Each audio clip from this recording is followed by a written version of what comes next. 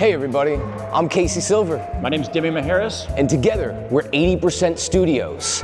And we are here on a workshop tour, telling stories, and we are here at the Dimond Mall to unveil the very awesome Anchorage School District Cardboard District-wide project, Major Tom in Space. Yeah, so we created this idea for the Major Tom in Space art gallery that you see before you.